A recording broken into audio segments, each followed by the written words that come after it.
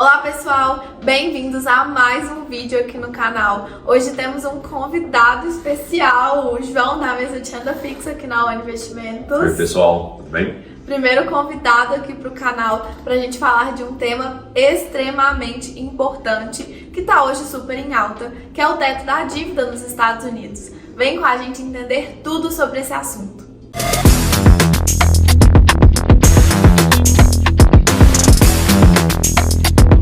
Bom, antes de tudo, vamos entender o que é o teto da dívida, né? Quando a gente fala aí, o país tem um teto, o que significa isso? Quando a gente tem, né, como pessoas físicas mesmo, um orçamento, que é aquilo que a gente pode gastar, a gente tem um máximo ali que a gente pode gastar, para que a gente não tenha ali problemas, né, com o nosso orçamento. E o país não é diferente, o país ele emite dívidas para financiar ali os seus gastos, porém ele tem o máximo que ele pode gastar, né? Porque senão ele vai gastar ali desenfreadamente e vai virar uma bola de neve ali, um problema muito grande. Então, os Estados Unidos têm ali o máximo que ele pode gastar, né? E ele emite as suas dívidas através de títulos, onde a gente consegue investir nesses títulos, né? A gente empresta dinheiro para o país, ele nos paga uma taxa de juros por isso e ele tem ali a dívida conosco, né?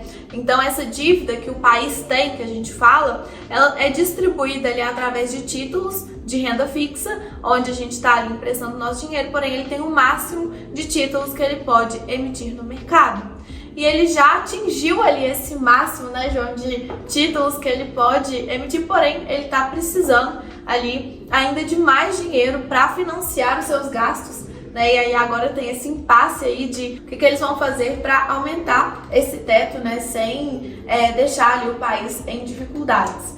Então, antes disso, até do João falar que entre esse impasse que a gente está tendo entre republicanos, democratas, né, para que eles consigam chegar em um acordo, a gente tem algumas questões aí, né? Os Estados Unidos hoje é a maior economia do mundo, então por isso que a gente fala que investir na dívida americana, né? Você está investindo ali em ativos livres de risco, porque você está investindo ali em um país que tem uma dívida, né, que é teoricamente segura de você estar ali emprestando o seu dinheiro.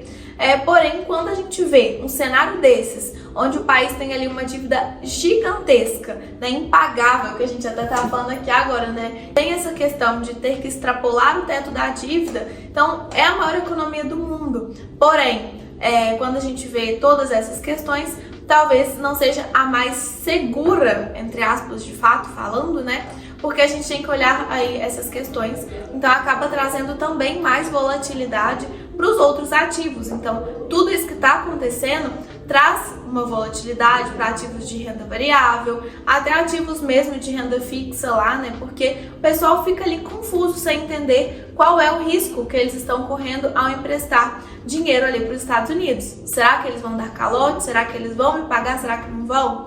Então, assim, é um ponto extremamente importante para a gente avaliar.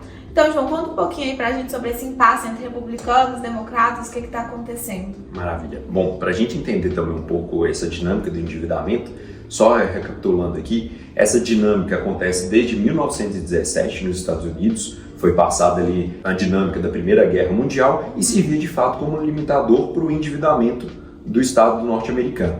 Isso veio paulatinamente cada vez sendo aumentado esse nível de endividamento, e a gente chegou no atual patamar de mais de 31 trilhões de dólares. Uau, muita coisa.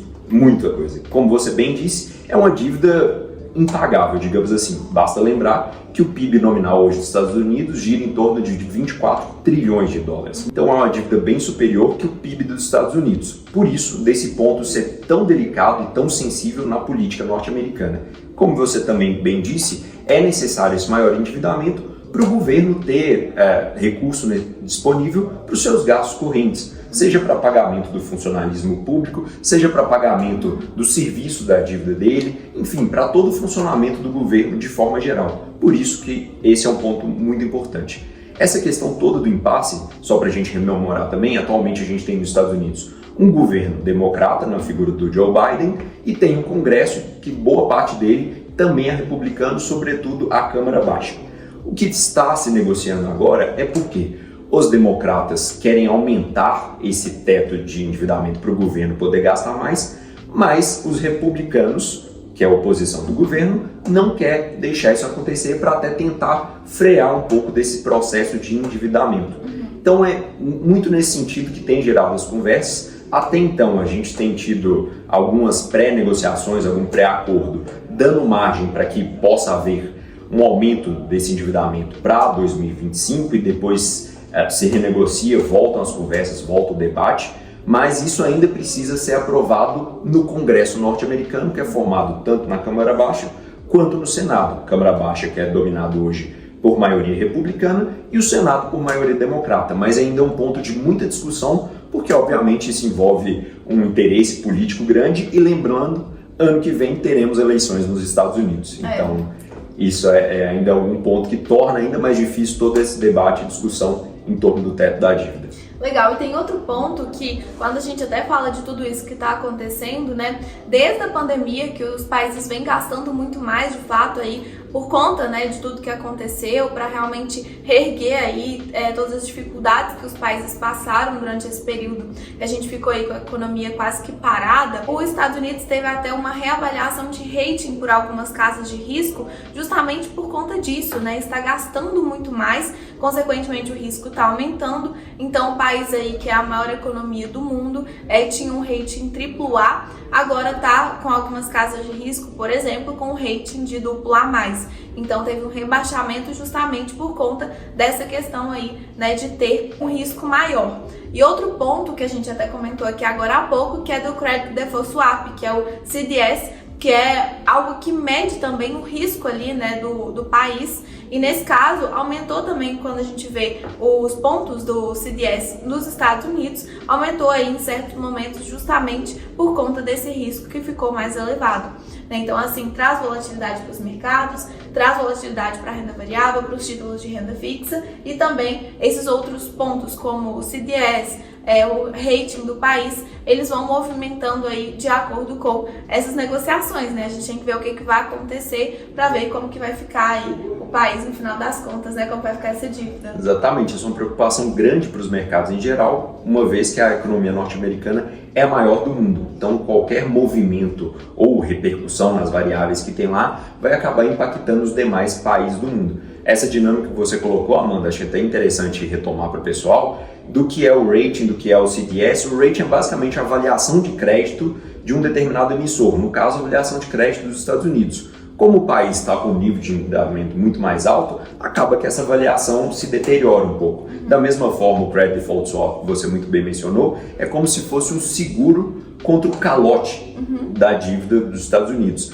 Se esse risco de um calote aumenta, o preço desse seguro aumenta muito mais. Então, por isso que a gente tem hoje no mercado essa dinâmica de aumento dos preços do CDS, e isso tudo reflete a preocupação do mercado em relação à resolução dessa questão. Isso, como você também muito bem mencionou, tem impacto direto no preço, na precificação dos mais diversos ativos, desde a renda variável até a renda fixa também, que a gente cobre aqui na mesa. Exatamente, então vocês estão vendo, né, gente? Está tudo interligado. Estados Unidos é um país que de fato reflete em todos os outros países por ser a maior economia do mundo.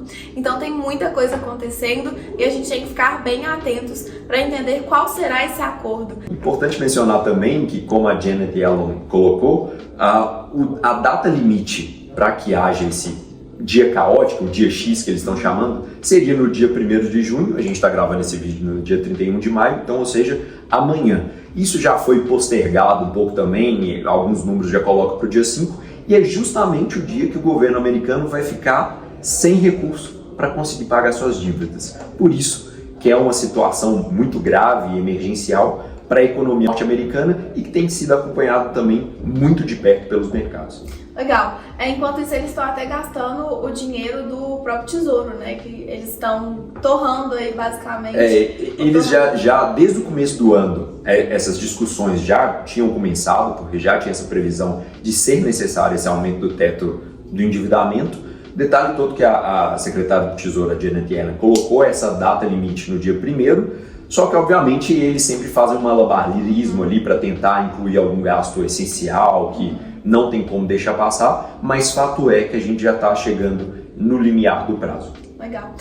Gente, então, ó, tem muita coisa acontecendo, mas um ponto importante vocês têm que entender nesse vídeo, né? Existe um teto de gastos, existe a dívida que o país ele emite, onde as pessoas podem emprestar o seu dinheiro, então aqui no Brasil também, né? A gente empresta dinheiro para o governo brasileiro através dos títulos públicos, a gente investe na dívida pública, a gente recebe juros por isso, e lá nos Estados Unidos não é diferente, nos outros países não é diferente, e é assim que as coisas vão acontecendo. Vamos ver aí nos próximos dias o que vai acontecer, né? A gente depois volta aqui para gravar um outro vídeo para atualizar vocês. Mas queria te agradecer, João, por todas as atualizações aí. Espero que tenha ficado muito claro aí para vocês. Continue nos acompanhando aqui nas outras redes sociais. Manda aí esse vídeo para quem você acredita que possa se interessar pelo assunto. E até o próximo vídeo.